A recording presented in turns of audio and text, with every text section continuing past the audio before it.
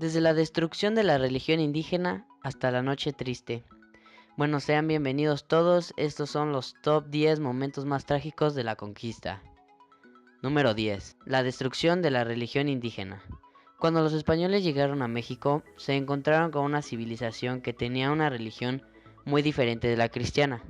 Lo que más impactó a los conquistadores fue la poderosa religión estatal que rendía culto a las principales divinidades indígenas a través de sacrificios humanos que eran acompañados de diversos ritos. De acuerdo con su mentalidad de hombres europeos del siglo XVI, la entendieron como una religión demoníaca que rendía culto al demonio y a las fuerzas del mal. Como número 9 tenemos el evangelismo. Los inicios del evangelismo se debieron al hecho de que Cortés sabía muy bien que sus victorias militares solo eran el primer paso para el establecimiento del poder español. Por eso en sus cartas de la relación pidió al rey que enviara urgentemente religiosos que se hicieran a cargo de la conversión de los indios.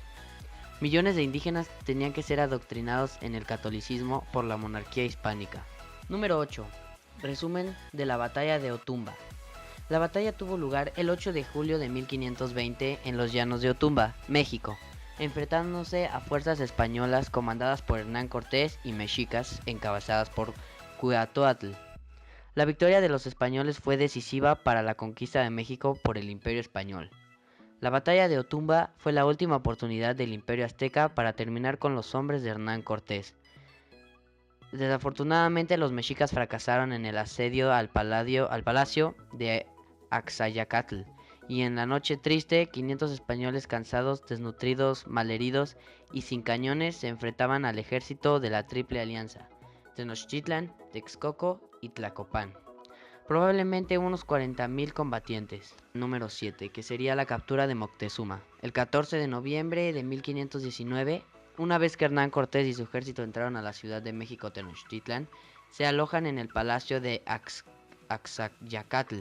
Ahí, Cortés se reunió con Moctezuma, quien le dijo que por las profecías de su religión sabía que llegarían hombres de su oriente súbdito de Quetzalcóatl, y que él, cediendo a la voluntad de los dioses, se le sometía. El pueblo mexica, que veía al gobernante como una divinidad, cayó ante su débil voluntad que obedecía al fanatismo. En el número 6 se encuentra la viruela en México. Debido a la relevancia de esta enfermedad en la guerra de los españoles contra los aztecas, existen argumentos para suponer que hubo las condiciones ambientales propicias de ese momento para causar su impacto decisivo en el destino de la historia mexicana, pues Hernán Cortés destruyó el imperio azteca con la ayuda de la viruela, al igual que a sus 550 hombres desembarcaron en el puerto de Veracruz en 1519. En el número 5 se encuentra la llegada del sarampión. En la Nueva España, el sarampión hizo estragos, principalmente entre los niños, aunque la mortalidad no era comparable con la de la viruela. Los indígenas lo denominaron Tepitonzahuatl, que significa pequeña lepra. La epidemia llegó también hasta Guatemala, Nicaragua y Panamá, donde los indios no solo los mataba, sino que a los sobrevivientes los dejaba muy exhaustos y no podían trabajar para los conquistadores. Como bien sabemos, en ese momento los conquistadores era lo único que les interesaba. El sarampión pasó hacia la región andina, posiblemente desde Panamá hasta la región de los Chibchas en Colombia, continuando hacia el sur a las comunidades incas. El sarampión, por la facilidad de su transmisión, quedó en el Nuevo Mundo como un azote permanente para la población, en especial para los niños. En el número 4 se encuentra la Malinche. La Malinche fue una mujer nahua oriunda de la región sur del actual estado mexicano de Veracruz, que jugó un papel importante en la conquista española del Imperio Mexica. La Malinche sirvió de intérprete, consejera e intermediaria de Hernán Cortés. En 1519 fue una de las 20 mujeres esclavas dadas como tributo a los españoles por los indígenas de Tabasco, tras la batalla del Centro. Más adelante se convirtió en concubina de Cortés y dio a luz a su primer hijo, Martín, quien es considerado uno de los primeros mestizos surgidos de la conquista de México. En tercer lugar está la captura de Cuauhtémoc y la caída de Tenochtitlan. El 13 de agosto de 1521, Tras deliberar con su consejo, Cuauhtémoc decide rendirse a los españoles con el fin de evitar más sufrimientos. En su concepto, esta rendición implicaba que Tenochtitlan sería vasallo del rey de España y estaría obligado a pagarle tributo.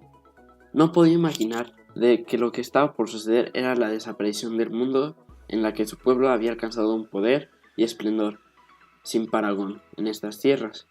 Según la versión de los españoles, Cuauhtémoc fue tomado prisionero por el capitán español Garci Olguín cuando huía de Tlatelolco en una canoa y fue llevado ante Cortés, quien le exigió su rendición. En segundo lugar, está la destrucción del Templo Mayor. El Templo Mayor fue destruido hasta sus cimientos.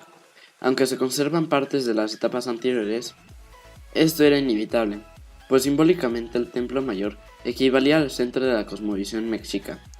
A través de él se podía subir a los niveles celestes o bajar al inframundo. De ahí partían los cuatro rumbos del universo. Su destrucción era implacable, pues después del enfrentamiento militar se venía la imposición ideológica que pretendía cambiar la manera de pensar, vivir y actuar de un pueblo. En primer lugar, se encuentra la Noche Triste. La noche del 30 de junio al 1 de julio de 1520, los conquistadores españoles, al mando de Hernán Cortés, huyeron de la ciudad de Tenochtitlan, capital del Imperio Azteca. Muchos de ellos solo lo intentaron, porque se quedaron encerrados en la isla Matadero, o porque los guerreros indígenas alcanzaron a tiempo su sangre para ofrendarla a sus dioses. Bernal Díaz del Castillo, autor de la historia verdadera de la conquista de la Nueva España, soldado presente en aquel episodio, calcula que fueron como 600 compañeros muertos.